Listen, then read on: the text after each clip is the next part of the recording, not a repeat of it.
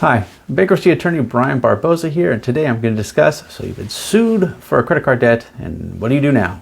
If credit card debt or credit card lawsuit or bankruptcy is something that you are interested in talking about, please feel free to give me a call or go to my website, barbozalaw.com. I'd be happy to speak with you for free. Just book an appointment through my website. Okay, so you've now been sued for a credit card debt, and what do you do? First, let me start with this. I am a California licensed attorney, so this video is really intended for those that are in the state of California. If you are not in the state of California, this information may not pertain. You want to talk to an attorney that's in your area. Okay, so as a bankruptcy attorney, I meet with a lot of people, and oftentimes they come to my office with a summons and a complaint. Summons and complaint means they have now been sued for a debt that they owed. And again, as a bankruptcy attorney, oftentimes those debts are credit card debts. So what happens is, all too often, when I'm looking through the paperwork with my clients, when they receive the summons, they did not read the really small print that's on the summons. What they did was they flipped through all the paperwork, and they saw that there was not a court date scheduled for about a year later. And so in their minds, they didn't think that they needed to do anything until that court date. The problem is, if they had read the small print that's on the summons, they would have realized that they're informed that they only have 30 days to take action. And if they don't take the proper action within those 30 days, the creditor is just going to go down to the courthouse and get a judgment against them over the counter. And so, unfortunately, sometimes people wait way too long and they come see me and they don't realize it, but there's already been a judgment issued against them. However, if they did come and talk with me within those 30 days, then we have options. So this is what you want to do if you get served with a summons and complaint. Number one, call an attorney. Don't wait. Call an attorney, schedule an appointment so you can see what your options are. Okay? Generally, from a legal perspective, the action that you would have to do within those 30 days to deal with the lawsuit is, if it's a credit card lawsuit, you're going to usually file what's called an answer to the complaint, and you're going to generally deny the allegations that have been made against you. Now, this is an answer is a legal pleading that you would file in the court in which the lawsuit is pending. Because it is a legal pleading, I do recommend you talk to an attorney, you get an attorney, and you have an attorney do this for you. Okay?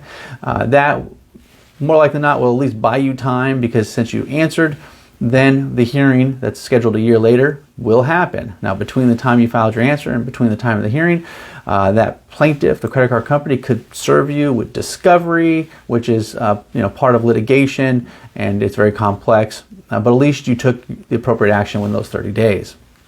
There are other things you could file with the court within those 30 days, but now we're getting into the weeds of litigation. It's very complex, and it's outside the scope of a video like this.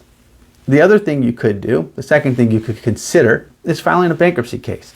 If you file a bankruptcy case, what happens is, by operation of law, an injunction goes into place, a federal injunction. And this federal injunction is going to stop the lawsuit from progressing further. And while the bankruptcy is pending, the lawsuit is stopped. As long as you successfully get your bankruptcy discharge, then the credit card debt goes away and the lawsuit has to be dismissed. Now, bankruptcy is also very complex. Bankruptcy is not for everyone. There are a lot of pitfalls that you have to be careful of when filing a bankruptcy, so you really need to seek bankruptcy counsel to determine if bankruptcy is a good alternative for you. But if it is, you're going to want to file that bankruptcy within those 30 days to stop the lawsuit, to prevent the creditor from gaining a judgment against you. So that would be the second thing you would want to consider doing, or the action you would want to consider taking within those 30 days. Another third thing you could consider doing, if your situation is right for it, is maybe just picking up the phone, calling plaintiff's attorney, and seeing if you can't work out some sort of settlement agreement. Oftentimes when I meet with people and I start to dig into their financial affairs and see the different types of debts they have, it becomes obvious that if they could just deal with this one credit card debt and get it out of their life, that the rest of their debts they can manage, they can service. And so maybe bankruptcy is not the best alternative. Maybe just trying to come up with a settlement agreement between them and that credit card company is the best alternative. So those are really going to be your three actions that you would want to consider taking within those 30 days.